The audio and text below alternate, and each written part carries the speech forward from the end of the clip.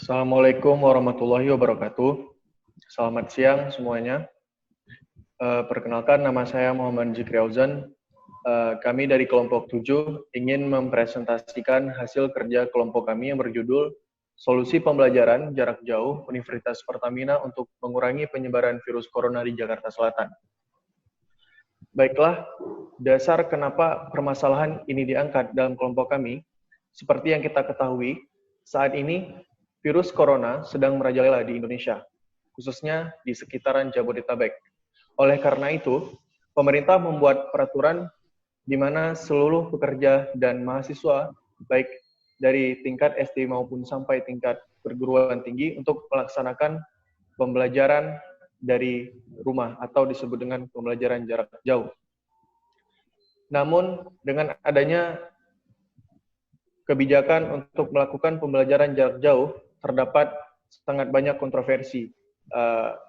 Banyak sekali dampak dari pembelajaran jarak jauh tersebut, baik dampak negatif maupun dampak positif. Oleh karena itu, kami dari kelompok 7 mengambil judul Solusi Pembelajaran Jarak Jauh Universitas Pertamina untuk mengurangi penyebaran virus corona di Jakarta Selatan. Baiklah, dalam permasalahan ini kami menggunakan beberapa metode dari critical problem solving. Selanjutnya akan disampaikan oleh Lady. Jadi di bab 1 ini pendefinisian masalah. Jadi di sini kita menentukan penyebab masalah yang diberlakukan pembelajaran jarak jauh.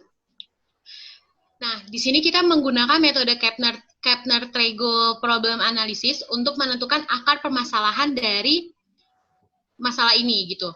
Dan kita akan dari analisis Kapner ini kita mau menentukan solusi yang efektif dan efisien untuk mengatasi kendala mahasiswa selama pembelajaran jarak jauh di Universitas Pertamina. Dan ini adalah contoh tabel Kapner KTPA yang telah kita lakukan. Nih, apa sih masalah-masalah ini? Yaitu pembelajaran jarak jauh dengan kuliah daring, kuliah online. Terus where? Di mana di daerah DKI Jakarta tempat Universitas Pertamina ada dan di situ. Dan kapan? Kapannya itu dimulai dari 16 Maret di awal pembelajaran jarak jauh ini dimulai. Dan extend-nya itu adalah mahasiswa dan dosen pengajar Universitas Pertamina mengalami kesulitan dalam mengakses materi perkuliahan daring, yaitu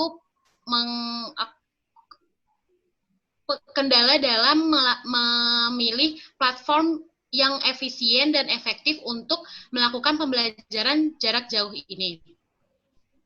Nah, berdasarkan analisis tabel KTPA, kami memperoleh kesimpulan bahwa pembelajaran jarak jauh dengan kuliah daring ini memiliki beberapa kendala dalam memanfaatkan platform yang ada. Hal ini karena bencana COVID-19 ini sangat tidak diprediksi sebelumnya, yang menyebabkan pihak akademik dan pihak dosen pengajar juga belum mempersiapkan rencana pembelajaran jarak jauh yang efektif dan efisien. Oleh karena itu, akar permasalahan sebenarnya yang dapat kita tentukan berdasarkan hasil analisa adalah kendala penerapan pembelajaran jarak jauh karena beberapa fasilitas platform tidak dapat memenuhi standar pembelajaran yang efektif dan efisien. Dengan demikian, sebagai mahasiswa Universitas Pertamina yang paling berdampak dalam kegiatan pembelajaran jarak jauh, dapat menyatakan statement kami berdasarkan kasus ini adalah bagaimana cara memanfaatkan media daring agar pembelajaran jarak jauh dapat dilaksanakan dengan efisien dan efektif. Dan setelah ini kita akan mengumpulkan ide yang akan dipresentasikan oleh Ratu Cika. Oke, di pengumpulan ide ini kami menggunakan teknik morfologi matriks. Teknik morfologi matriks ini tuh berguna untuk menyusun ide-ide yang udah ada menjadi lebih terstruktur. Next.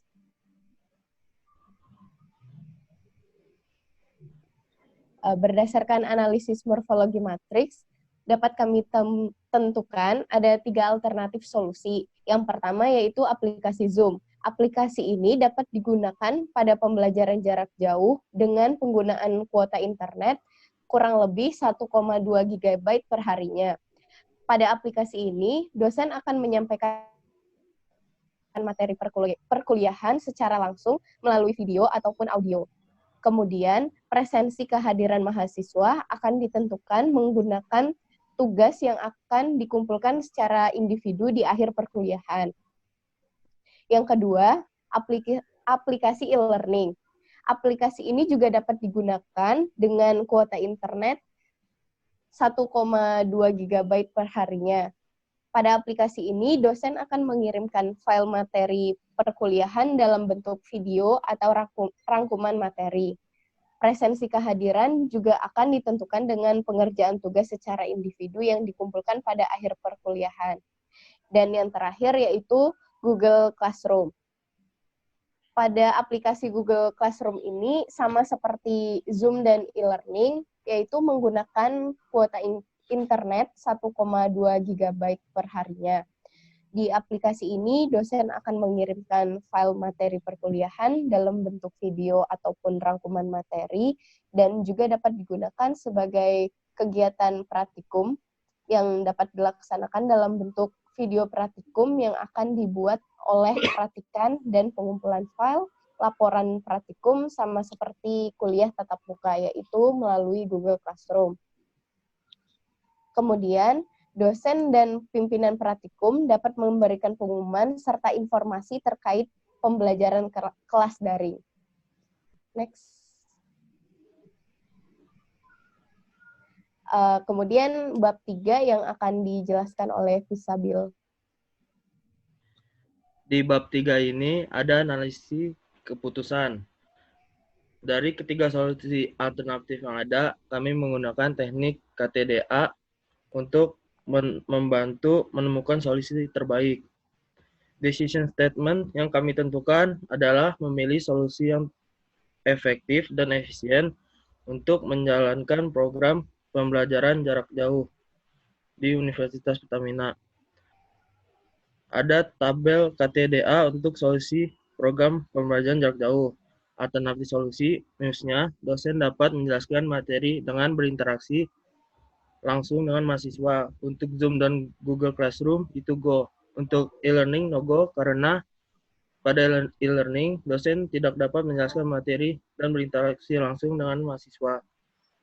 Untuk wants-nya ada mudah diakses oleh mahasiswa, hemat kuota, kapasitas peserta dalam jumlah banyak, dan dapat diakses dalam durasi waktu yang panjang. Untuk Zoom, totalnya sebesar 261 dan untuk Google Classroom 253. Next. Lalu ada tabel adverse consequence program pembelajaran jarak jauh. Untuk resiko yang mungkin terjadi pada aplikasi Zoom terdapat adanya durasi setiap kali digunakannya dan koneksi yang tidak stabil dan mendapat total thread sebesar 68. Untuk risiko Google Classroom terdapat koneksi yang tidak stabil dan materi yang ada di Google Classroom tidak dapat diakses dan mendapat total thread sebesar 76. Next. Yang terakhir ada tabel KTTPA menggunakan aplikasi Zoom dalam PJJ. Potensial problemnya adanya durasi setiap kali digunakannya aplikasi tersebut. Possible cost-nya aplikasi Zoom yang tidak berbayar hanya berdurasi 40 menit tiap digunakan. Preventive action-nya, tiap kali durasi habis, dosen mengirim ulang room untuk kelas online. Contingent action-nya, dosen dan mahasiswa tetap menjalankan kelas online dengan maksimal. Lalu ada koneksi dosen atau mahasiswa tidak stabil.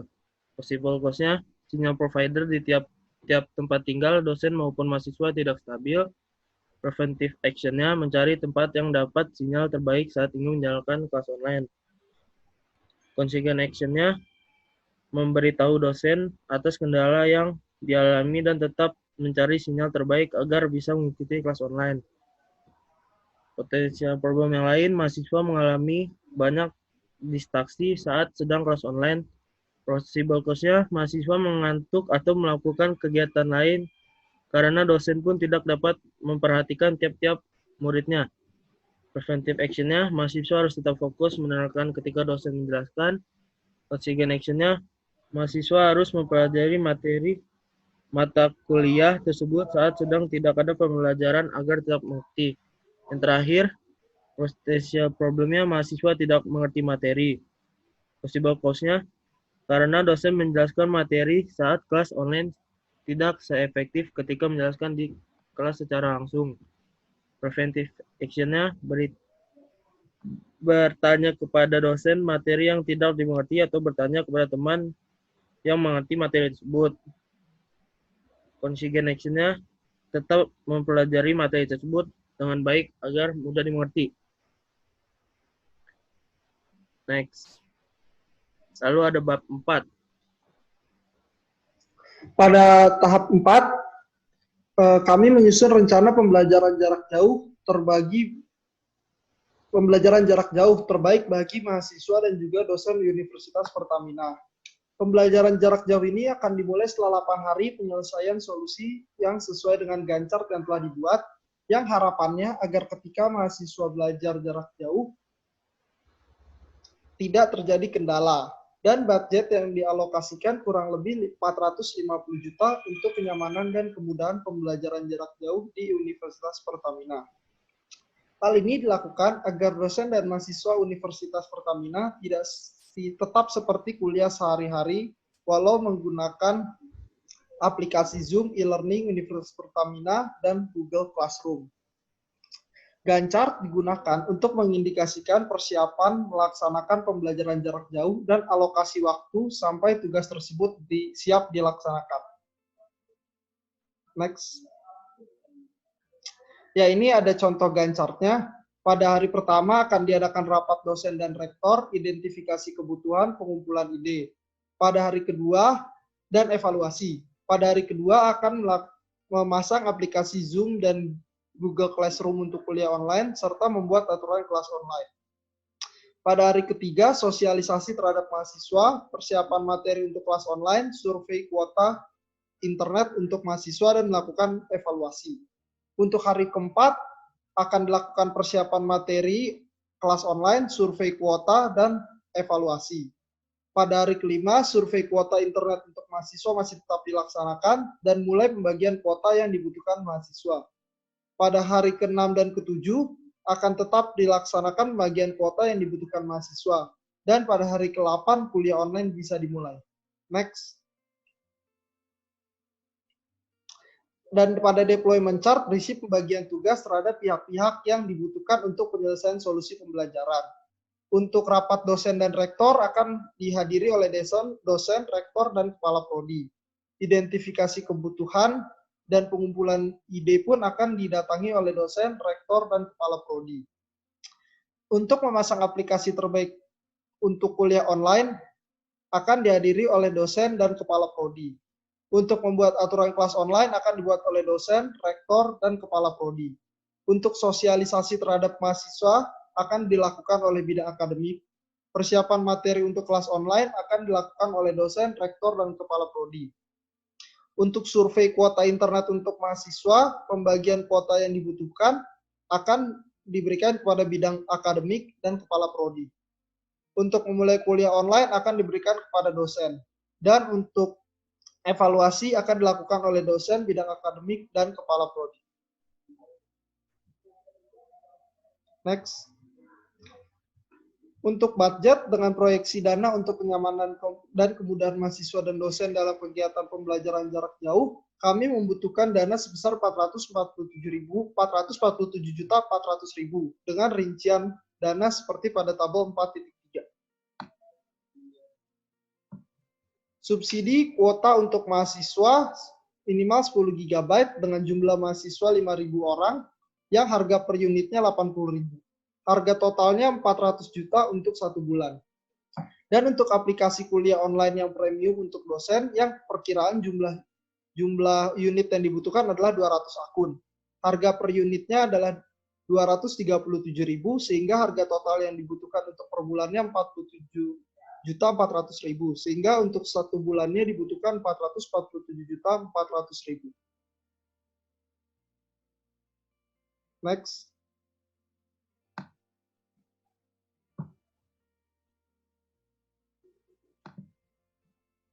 Untuk prototipe akan dijelaskan oleh Catherine.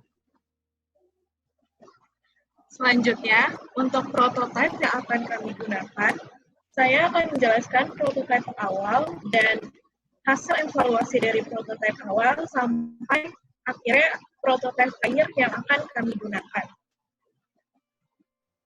Prototipe awalnya yaitu adalah mahasiswa akan belajar menggunakan aplikasi Zoom, Google Classroom, dan juga e-learning.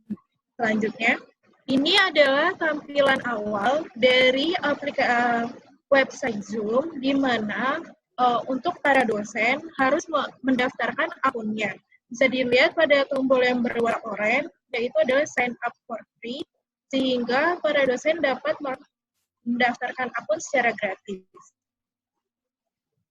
Selanjutnya, maka para pengguna Zoom yang sudah terdaftar dapat memulai meeting atau teleconference untuk melaksanakan pembelajaran jarak jauh secara online, yaitu dengan menekan pada bagian kanan, yaitu adalah host a meeting. Belakangan ini banyak sekali berita tentang betapa tidak amannya pemakaian Zoom. Namun, setelah kami cari tahu lebih lanjut, prototipe kami dapat dikembangkan dengan melihat pada fitur security, di mana Anda bisa memilih untuk mengunci meeting yang sedang berlangsung, sehingga tidak ada penertiban yang dapat memasuki teleconference yang sedang berlangsung. Dan juga adanya waiting room, sehingga setiap peserta yang akan masuk ke dalam aplikasi Zoom harus sesuai dengan persetujuan pemilik akun atau host-nya. Dan selanjutnya adalah share screen, chat, dan rename themselves. Di slide next selanjutnya. Nah, more ini adalah agar dapat menonaktifkan semua video yang akan diterima selama teleconference berlangsung. Jadi, para partisipan tidak dapat membagikan video dengan bebas. Slide selanjutnya. Ini adalah bagian ketika akan meng-invite atau mengundang para partisipan untuk melaksanakan teleconference.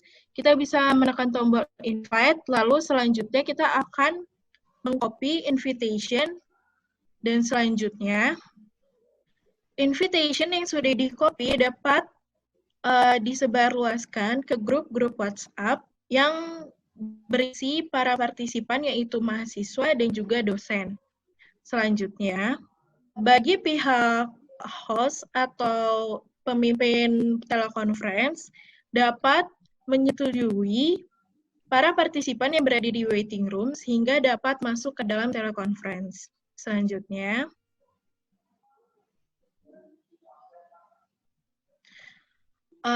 pada bagian share screen, host atau para dosen dapat menampilkan presentasi yang telah mereka siapkan untuk materi perkuliahan, sehingga dapat dilihat baik oleh dosen maupun partisipan, yaitu mahasiswa. Selanjutnya,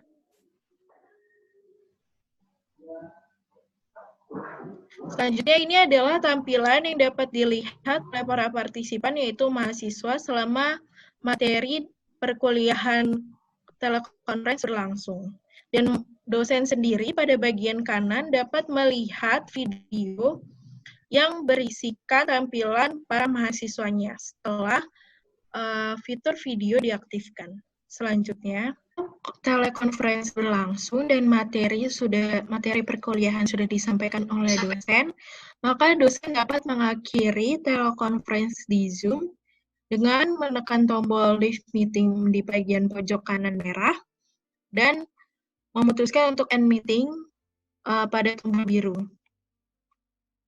Berdasarkan solusi yang kami tawarkan dengan memakai aplikasi Zoom, maka Berdasarkan evaluasi dengan build and test pembelajaran jarak jauh yang efektif, dapat disimpulkan bahwa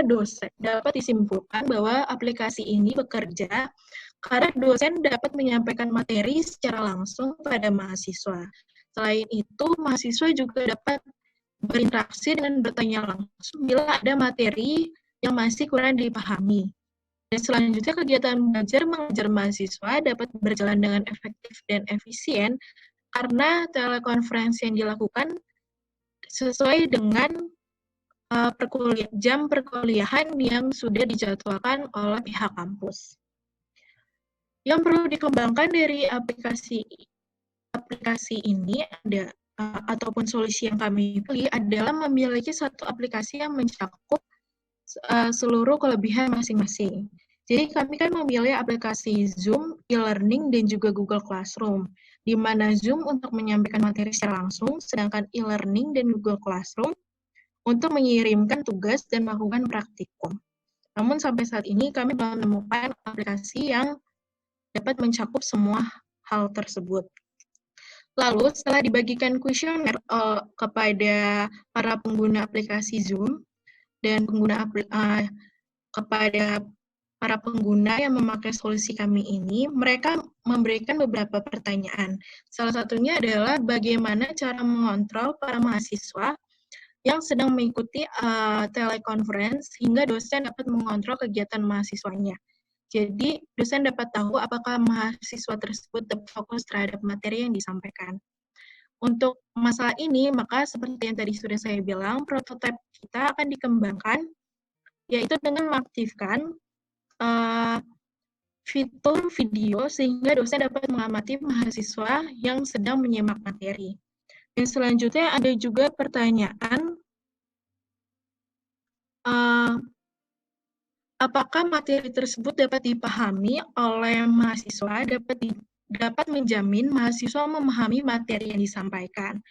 Untuk mengetes bagaimana sejauh mana mahasiswa mengerti materi yang disampaikan, maka kami memilih aplikasi e-learning dan juga Google Classroom, di mana setelah diskusi secara langsung dilakukan di telekonferensi Zoom, maka selanjutnya mahasiswa akan mengerjakan tugas ataupun latihan soal yang diberikan oleh dosen dan mengirimkannya lewat e-learning ataupun Google Classroom. Slide selanjutnya. Build and test pembelajaran jarak jauh yang kami lakukan oleh respon para pemakai prototipe awal kami dan juga telah kami kembangkan menjadi prototipe akhir dari solusi pembelajaran jarak jauh, di mana beberapa partisipan mengusulkan ide, yaitu adalah pemberian konsekuensi jika tidak menghadiri kelas daring. Hal ini dapat dilakukan menyesuaikan oleh para dosen pengajar masing-masing. Sedangkan fitur kamera akan diaktifkan selama pembelajaran berlangsung, dan penjelasan materi oleh dosen dapat direkam.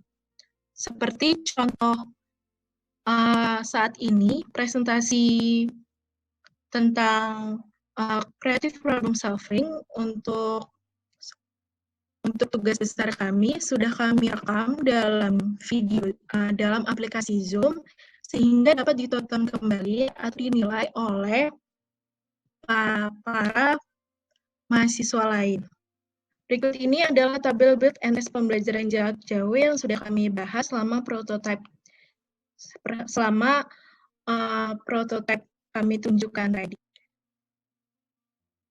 Bagian kesimpulan akan disampaikan oleh salah satu anggota kelompok kami, yaitu Mufti.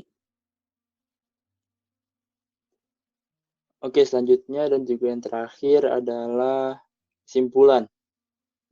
Berdasarkan tahapan-tahapan yang telah dilakukan mulai dari latar belakang, pendefinisian masalah, pengumpulan ide, analisis keputusan, implementasi dan evaluasi, maka dapat disimpulkan bahwa pertama, berdasarkan hasil survei yang dilakukan oleh setiap anggota kelompok, solusi yang paling efektif dan efisien untuk melaksanakan pembelajaran jarak jauh, disingkat PJJ, ini adalah dengan menggunakan aplikasi seperti Zoom, Learning Universitas Pertamina, dan juga Google Classroom sebagai sarana pendukung pembelajaran jarak jauh.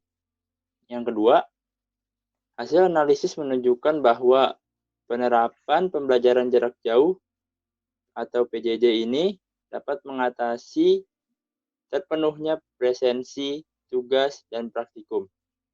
Selain itu, solusi yang didapatkan juga baik dalam bidang sosial karena pada penerapan pembelajaran jarak jauh ini dapat membantu memutus rantai persebaran COVID-19.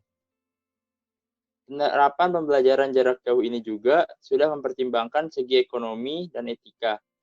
Dari segi ekonomi, agar penerapan pembelajaran jarak jauh berjalan dengan lancar, salah satu solusi yang diberikan adalah dengan memberi subsidi kuota sebesar 10 GB untuk setiap mahasiswa agar dapat mengakses aplikasi-aplikasi tersebut. Sedangkan dari segi etika, dengan memiliki akun premium berbayar pada aplikasi teleconference, etika mahasiswa dan dosen dapat tetap terjaga. Tidak adanya pembatasan durasi teleconference membuat dosen dapat menyampaikan materi dengan lancar dan mahasiswa dapat mendengarkan penjelasan dan bertanya secara langsung dan waktu pembelajaran yang efektif. Kurang lebih sekian yang dapat kami sampaikan. Sekian presentasi kami dari kelompok 7 tentang solusi pembelajaran jarak jauh. Atas perhatiannya, terima kasih. Wassalamualaikum warahmatullahi wabarakatuh.